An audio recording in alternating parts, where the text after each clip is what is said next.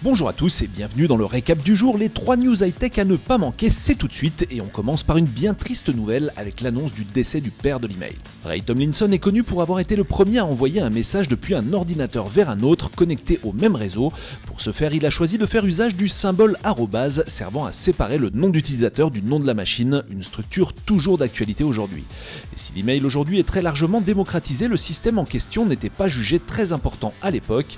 L'un des collègues de Monsieur Tomlinson lui aurait même conseillé de ne rien dire puisque ses travaux sortaient du cadre de son travail. Pourtant l'email est devenu incontournable, récemment Google revendiquait plus d'1 milliard d'utilisateurs contre 475 millions pour Outlook.com et quelques 200 millions pour Yahoo Mail. Goodyear présente au salon de l'automobile de Genève sa vision du pneu de demain.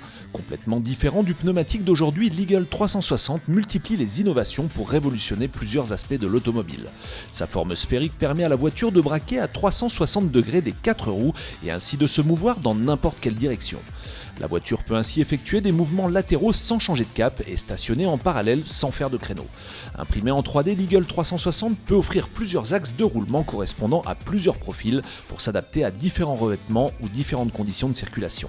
Enfin, l'Eagle 360 hériterait en plus des fonctions du concept IntelliGrip, un concept visant grâce à différents capteurs à donner le sens du toucher aux futures voitures autonomes. Tous les ans, la société Splash Data dévoile les mots de passe les plus utilisés des internautes, une liste où l'originalité n'a finalement pas sa place, mais qu'en est-il des hackers ? Une autre société de sécurité, Rapid7, s'est en effet intéressée aux identifiants et aux mots de passe les plus souvent saisis par les pirates pour pénétrer un système. Sans surprise, administrateur et sa variante avec un A majuscule sont les identifiants testés par respectivement 35% et 24% d'entre eux. User 1 complète le podium devant admin.